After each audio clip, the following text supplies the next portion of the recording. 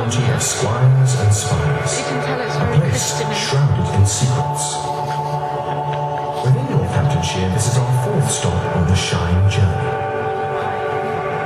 We started at All Saints Church in Brixworth. Then we travelled to All Saints in Barton. Last week we visited St. Peter's in Northampton. And finally we'll finish our journey at St. Peter's Church in Arundel.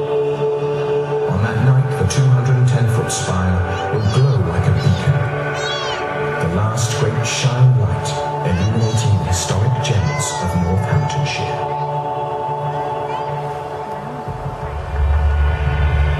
But first, let us take the time to really look at this church and let it shine. Every day we make our way to school, to work, to business, and we miss this elegant monument to dreams. We forget the words and what they mean. With the morning and the alarm and the tea, we hurry on our way and we do not see this beautiful building that's ours, with its garden of bones and its heaven of stars. So let's take this moment, just one moment, to step outside time, to forget the clock, the bells chime, and just watch the church and let it shine.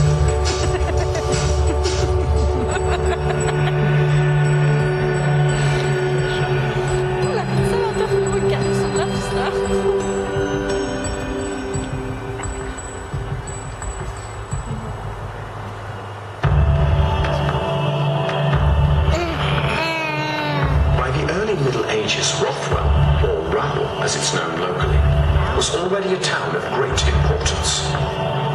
Holy Trinity Church was built during the reign of William the Conqueror's son, Henry I. The land soon fell into the powerful de Clare family, who had strong links to the royal family, and therefore designed a very prestigious church. In 1133, Holy Trinity came into the possession of the wealthy Augustinian Abbey of Cirencester. In 1220, the abbot and monks appointed the first vicar, William de Rothwell. During the 13th century, the church almost doubled in length. Transepts were added to give a cruciform outline, and a great central tower crowned the roofline, giving Holy Trinity almost cathedral-like proportions.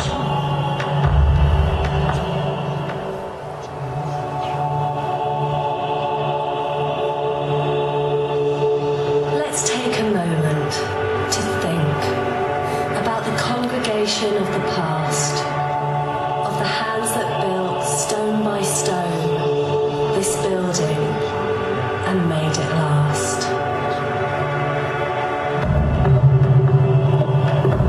Holy Trinity is the longest church in the county, measuring 173 feet in length. The 14th century tower, although impressive today, used to have a spire, which was struck by lightning and dramatically collapsed in 1660. Some of the remains of the spire can be found covering the belfry stairs. The top of the tower has 2 windows and houses the bells. The second stage is the ringing chamber, where the bells are rung. Holy Trinity has a fine ring of 10 bells, which are regularly used. The church is built out of local Northamptonshire sandstone, which over the years has mellowed into a beautiful, rich, golden tone.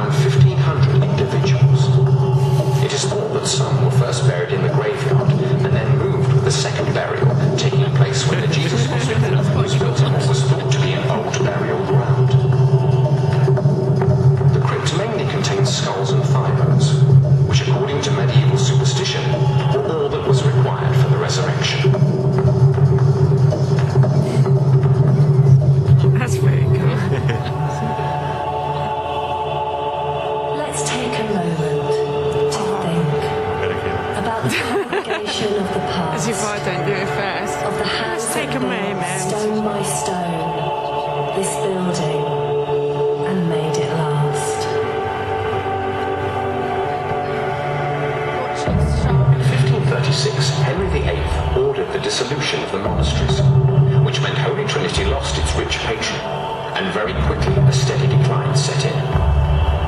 In 1570, the church was described as a dovecote full of holes.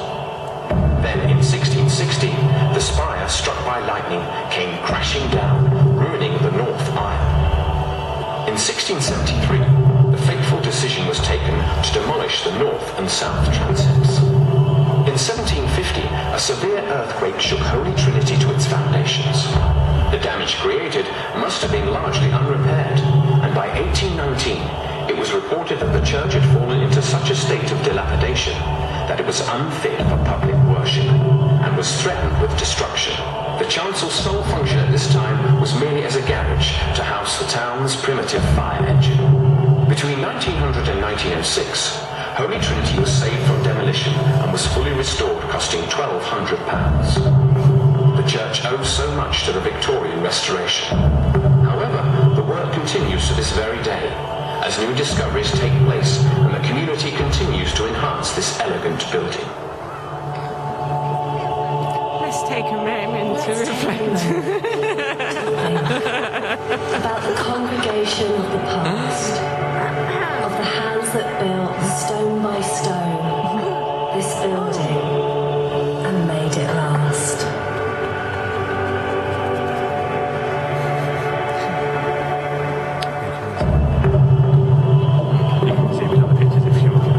The church still plays a vital part in the notorious Rothwell Fair, which is staged annually on a Monday after Trinity Sunday. The Proclamation ceremony begins at 6 a.m. outside the church, where the bailiff reads the charter and then proceeds to ride on horseback, accompanied by a bodyguard of halberdiers, to 9 different sites within the town, where a public house was situated or is still situated. After the reading of the charter, a hearty cheer is given for God Save the Queen and the Lord of the Manor, followed by the national anthem. The party is then presented with drinks from the landlords. After some good-humoured horseplay, where the local youths try to disarm the halberdiers, the procession moves on to the next hostelry, where the ceremony is repeated. The event has been in existence for over 800 years, and continues to celebrate this unique community and its magnificent church. Within this moment, 1,000 moments more, in every pew, behind every door, moments that belong to the people who have loved this place. Behind every story, a smiling face that can trace a moment in time, a moment to remember, a moment to shine.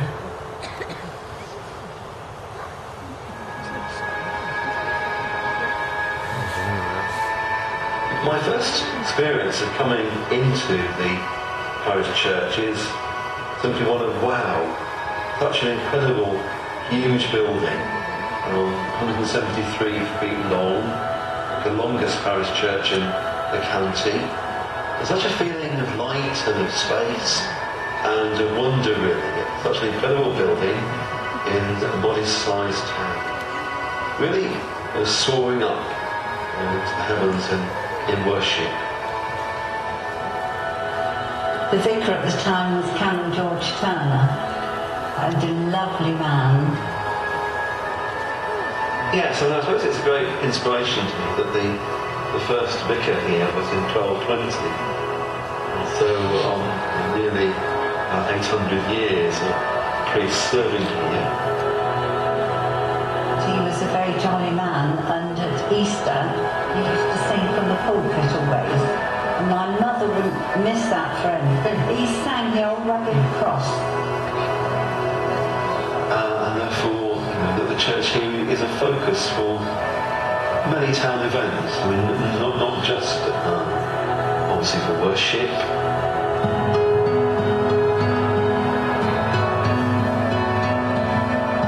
We have a lot of concerts in the church, orchestral, choral.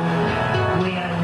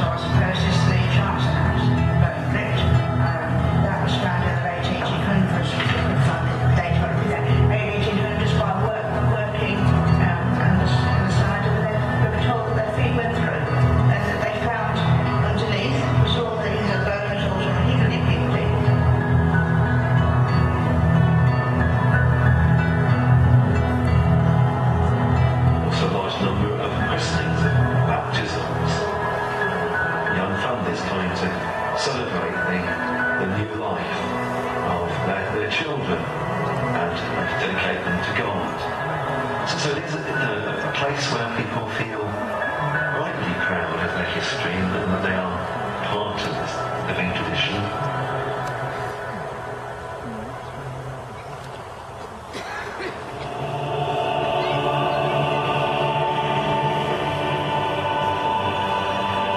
Now this building shines, and we begin to see how it has housed hope, been the heart of a community. Take a moment to take a closer look in every corner, in every nook, and find the secrets that stretch back through time. So please, step inside this marvellous church and let it shine.